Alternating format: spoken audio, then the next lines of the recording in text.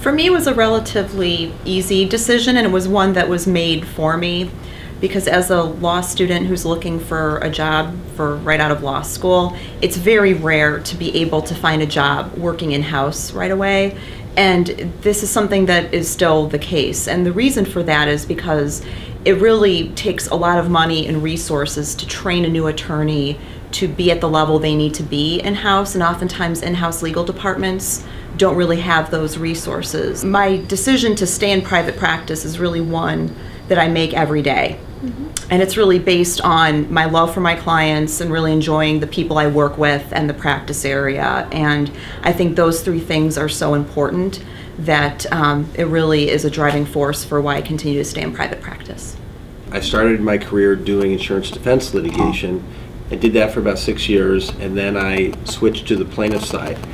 And after a few years of that, of doing what I grew up wanting to do, I kind of came to a career crossroads and realized I don't want to do this the rest of my career. Now what do I do?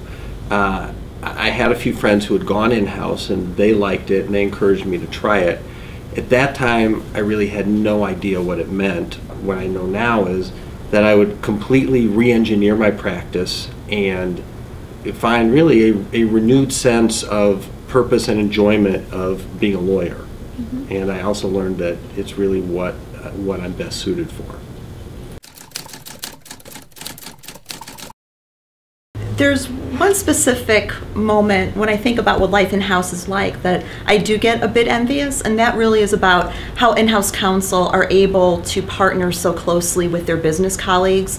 And by doing so, they're able to really get into the nitty-gritty of the business, understand the strengths, the weaknesses, what the long-term and short-term goals are, as well as the pressure points of the business. And I think that those are things that only people who are in-house and are so closely aligned with the business can really do, and it's a bit more difficult to do that in private practice.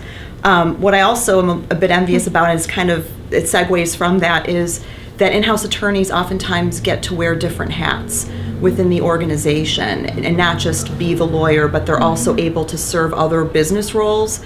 And I think that those opportunities are not only really interesting, but really contribute to the overall professional development of an attorney, and not just hone the legal skills, but also hone the business skills as well. If I think about it, there are times when I do talk with outside counsel, like Tina, I get a bit envious of their depth of knowledge and expertise in their field. But that being said, I really love being an in-house generalist and wouldn't want to trade it in to go back to private practice.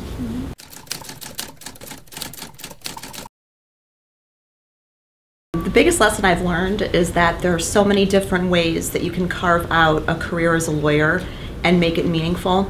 I mean, just by way of example, when I look at David and I and how we've carved out our respective careers, I don't think you could have two people who have chosen more different paths than he and I have. One thing I've learned is that I really love being an in-house generalist, which is a far cry from what I thought I'd be, what I thought I wanted to be when I was growing up. And I've learned that life takes you to places that you never imagined you would go until you actually get there, and that your dreams and your goals and your desires will change throughout the course of your life, and life is a lot more enjoyable and it's a lot easier if you embrace those changes rather than fight them.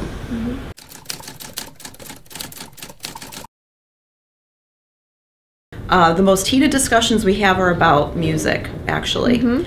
It's funny because there's some artists that I brought into the relationship, and then there's some that he brought into the relationship. And by way of example, I'm a very big Crowded House, Split Enz, and Church fan. They're my top favorite bands of all time. And David's actually come around to not only liking them, but loving them, to the point where, when we are trying to figure out where we're going to go see a show, he's usually looking for them first, except for Bruce Springsteen, where he looks for Bruce more often than he looks for anybody else. Duran Duran and Rush are two examples of bands that he's just not into, and he used to like Rush, but He can't listen to them anymore. And I tend to leave the room when Bob Dylan and Neil Young come on because I can't really listen to them. I respect them, but I can't listen to them. So, yeah, mostly we'll debate like lawyers, and it's typically about music, and it'll be about things like, what band or artist is better, whose career has improved over the years and who's declined over the years, what band is more influential than another. We'll especially debate about who an artist sounds like or is reminiscent of. That's a very common debate, and sometimes we convince each other and sometimes we just agree to disagree.